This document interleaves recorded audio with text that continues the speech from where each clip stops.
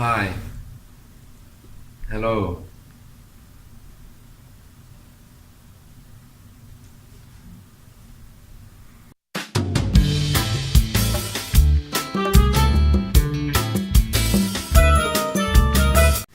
Hi. Let's have a look.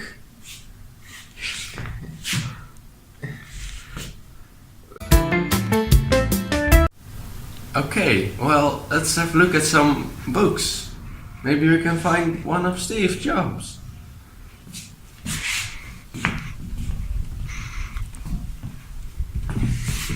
Fantasy. No. Adventure. No. Crime. No.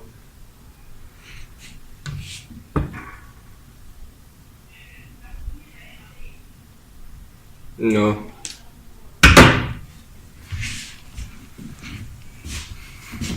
Literature.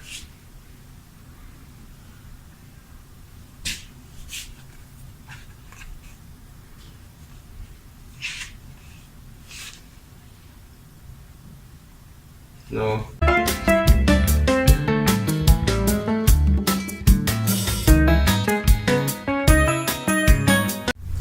Didn't find it.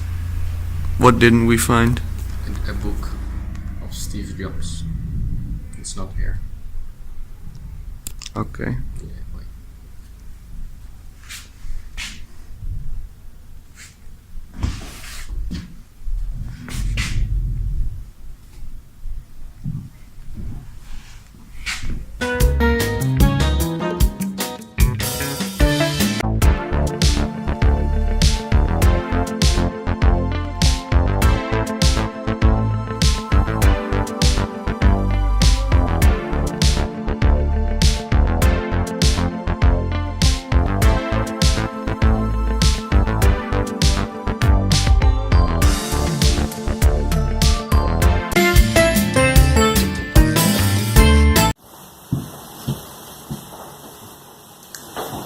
So I'm home right now because there weren't any books of Steve Jobs.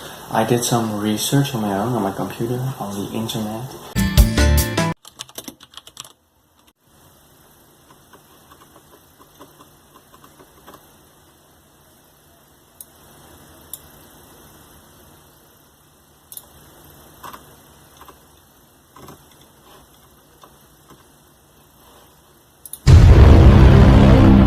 Turns out he was adopted. He grew up in San Francisco, which makes sense, because in San Francisco there's this place called the Silicon Valley, and there were a lot of huge tech companies over there. So I think, well, that's the reason why he got interested in technology from such a young age already. He also started using heathkits. They're just parts of something, and you can make things like a television or something. He started to understand the technology and all those things.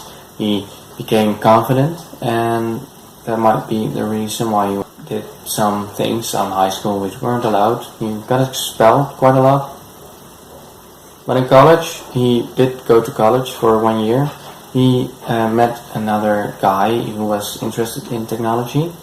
His name was Steve Wozniak, also Steve, but okay, let's call him just Wozniak. Steve Jobs and Wozniak went working at Atari, which is a gaming company.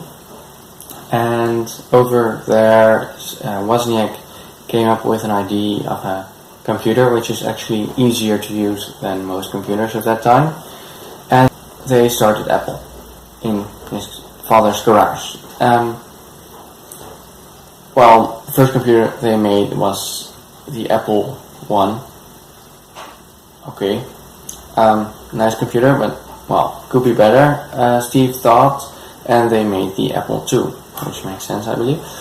This one sold really well, and Steve became confident, and the third computer was the Macintosh, and Apple was a big company already, and Steve believed that this computer would change the world. It would it was revolutionary. It would be the greatest computer ever, but it didn't sell as well as Steve thought it would sell.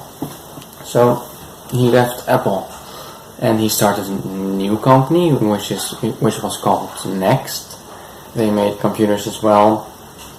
They purchased Pixar. They made a deal with Disney.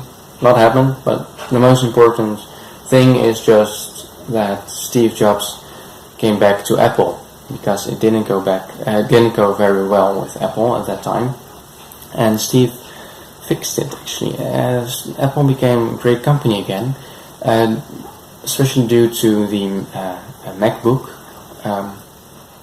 and Steve was the CEO again, and things like the iPhone were invented by Steve, but unfortunately he got cancer, didn't want an operation, and eventually in 2011 he died, which was very unfortunate. But I think we can all agree on the fact that Steve Jobs was revolutionary. He was a great man who did a lot of things for the technology nowadays, and he came up with a lot of ideas so that we can listen music on our phone right now, that we have a phone, that we have a smartphone, that we have a lot of things which we can live without those things. So Steve Jobs is a very important man and shouldn't be forgotten.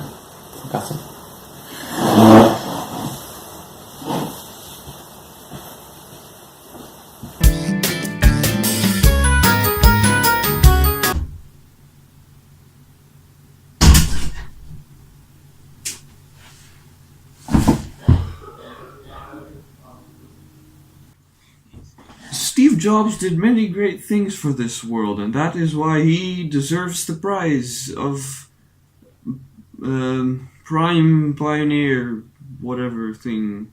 I don't know.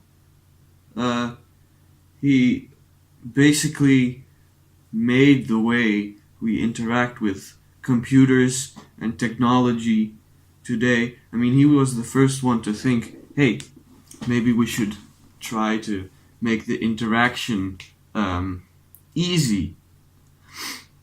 And I mean, he kind of spent his life working that out, and it was great. And without him, really, computers probably wouldn't be the same way as we know it. Would probably be the same as it was before him, which was not a lot, not that great, because before him the computers were just big things with switches.